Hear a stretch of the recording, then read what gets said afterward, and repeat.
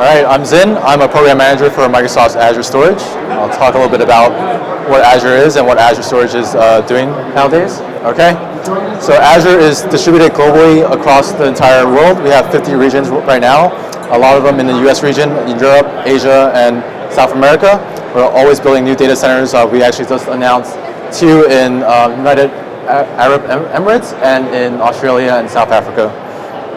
All right, so Azure is a brand for Microsoft's cloud, so there's actually hundreds of services underneath the Azure brand, and the core services are compute, storage, and networking, which are your IaaS services. Your 3 services there. I work on storage, on the storage piece, but as for the platform services, which are your PaaS services, they're built on top of compute, storage, and networking, where you have machine learning, media services, bots, and other frameworks. But for today's presentation, I'm going to go directly on Azure Storage. All right, next slide. So underneath Azure Storage, we actually have multiple services as well. We have, actually, let me talk about Azure Storage in general. So Azure Storage, we're the building block of a lot of Microsoft services like OneDrive, Xbox. So all your data that you're storing on OneDrive is actually powered by Azure Storage. So we own the servers and the hard drives that power OneDrive and Xbox and Skype and make sure all of Microsoft's services are working correctly and are reliable. So on a day-to-day basis, we have over 50 million transactions per second and over 150 trillion objects stored. So you can go to the next slide. Yeah. So we focus on 6 key pillars. We're hyperscale. We are distributed across the world, and you can see by our number of objects stored as well as our transactions per second, we are able to handle that scale.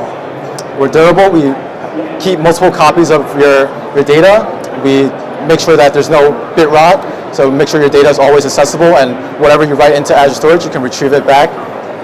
It's secure. We have Microsoft encryption, as well as we're bringing your own encryption keys. You can bring your own encryption keys to make sure your data is encrypted. We're highly available. We have multiple geo-redundancies where we have local redundancy as well as geo-redundancy, where we keep your data in multiple regions across the world. And of course, we're open. We have our GitHub with Java SDKs, .NET SDKs, Node SDKs, whatever SDKs you want, we have it on GitHub, so you can contribute to it as well. You can do feature requests and issue requests if you see any issues with our SDKs. And of course, we are a cloud provider that likes to partner with companies like Cloudian. So Cloudian is one of our partners, and you can use Cloudian services to tier your data to Azure. And so Cloudian has a great integration with Azure Storage. So in terms of Azure Storage, we have different types of storage. We have disk storage, which is your traditional disk where you have your VM connected to a disk. You're writing data. This is high throughput, heavily transactional data. Object storage, which is your huge media files.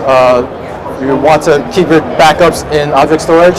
File storage is like your traditional lift and shift file servers. You can put it in there. Data transport, if you have lots of data, we have our data box that we're showcasing. You can put 100 terabytes of data onto that data box, ship it back to us, and we'll load it into Azure Data Center for you. So this is good if you have like a slow internet connection, or you're in a location where you don't have internet connection at all, and you want to tier data to the cloud. This is where it comes in. And then hybrid storage, where we have Azure and StorageSimple, where you have that syncing to Azure and on your on-prem data center. All right, next slide. So I'm going to talk a little bit more about Blob storage because that's what I do. So in Blob storage, you have Contoso. So this is your company. You are Contoso. You make an Azure subscription. Next slide. You decide to use Microsoft Azure. Next slide. So you create a subscription or multiple subscriptions, one for each different business that you might have. So you might create a subscription for your IT development. You might create a subscription for your finance data, so you can separate your data and do cost center billing for that. So after you create a subscription, underneath your subscription, you have your storage account. So this is where you actually keep your data. So you can create your blob storage or you create your disk, and you can decide what you want to use under your storage account. So then underneath the storage account for blobs, you would have containers where you have like the folder structure. Next slide. And then underneath the folders, you would have your objects, your media files, your backups, anything that you want to store at all. Right, next slide. So then in terms of blobs, so Blob is the most popular object storage blob that we have. This is for documents, videos, images, anything you want to store. This is unstructured data. This is object storage. So like your image, you can create it into multiple blocks, commit it all at once. A pen blob is where you have multiple writer scenarios. You want to have multiple VMs writing logs to a single storage account or a single blob. This is where it can come in, because you can write blocks at once and it can be appended onto a single blob, and you can commit that. And then page blobs, this is more similar to a disk, where disks are built on top of page blobs. So this is 512 byte ranges. It's really good for random writes and random reads. So it's aligned for that. Next level. So then this is what I was talking about the redundancy and durability. So Azure has 4 redundancy and durability options. This is 3 that we've always had. Locally redundant storage, or LRS, is where you have 3 replicas in one region. So you're keeping 3 replicas of your data. You upload your data once, we make 3 replicas of it. So we ensure that it never gets lost or doesn't get corrupted. Geo redundancy storage, we keep your data in 2 regions, usually 300 miles apart. So in case there's a disaster in one region, your other region has the data. So this is 6 replicas. And then we have read access geo redundancy. So in case one region gets hit by an earthquake, tsunami, meteoroid, asteroid, your other region is still online for read access. And then we recently introduced zone redundant storage. So this is similar to AWS, where you have all your data replicas in one region, but across 3 zones, meaning 3 different data center buildings. So in case there's a fire or flooding to one data center building, your data is still alive and protected in another data center building. So Azure Storage, we also have different tiers of blob storage. We have a hot tier, a cool tier, and recently announced our archive tier, which is the industry-leading low-cost provider of $2 per terabyte. So the hot tier is where you have your frequently accessed data. You're using it every day. Cool tier, you're using it once a week, maybe once a month. And archive storage is where you have that archive or backup of your raw files. You're accessing it once a year, maybe twice a year. In case of a disaster, you need to restore it. It has a multiple hour retrieval time. So this is your super low cost storage. You're paying $2 a terabyte per month, so you can keep large amounts of data for almost nothing. All right, next data.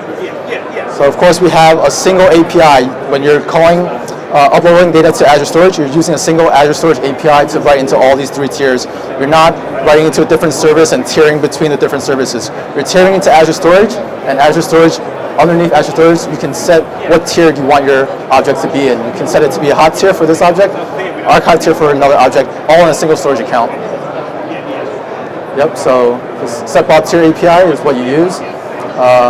You use the same APIs for archive as you do for cool and hot. And in the future, we're going to have lifecycle management. Next slide.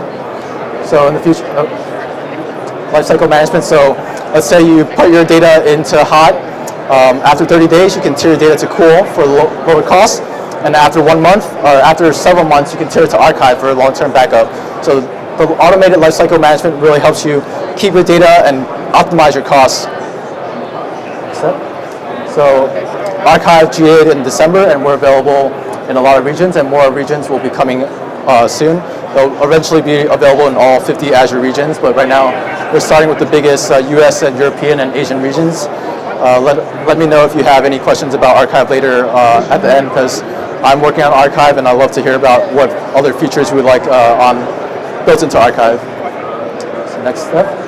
So in terms of blob performance, we're massively scalable. We've recently increased our blob limits. Originally, your single blob limit was 200 gigabytes, but of course with the increase of 4K and 8K and virtual reality, we notice our customers want larger blob limits or object limits. So we increased that to 5 terabytes, an increase of 25 times, and eventually we're going to scale that up even more to account limits. So your read throughput has also increased from 60 megabytes per second to your account limit of 2 gigabytes per second. So you can support multiple readers, thousands of readers at a time. We've also increased our write throughput, so in case you want to write lots of files really quickly, you can do that. So you can see how originally our original capacity limit was 500 terabytes. We've increased that to 5 petabytes, Our next step is 20 petabytes, and eventually we're going to get rid of limits altogether, so you don't have to worry about sharding data across storage accounts. We should just be able to handle that for you as a cloud provider. We're writing data to Azure. We will handle your data as much as you give us. And then again, like I said, we're open. We have multiple APIs and SDKs that we support: Ruby, .NET, Node, JavaScript. So any language that you're working with, we have a support for it, as well as other Azure tools such as AZ Copy, in case you want to migrate lots of data off from your on-prem data solution, on-prem servers to Azure servers. And this is all on GitHub, and you can see all this on Azure.com. I can stick around, and you can also email me. That's my email, hux@microsoft.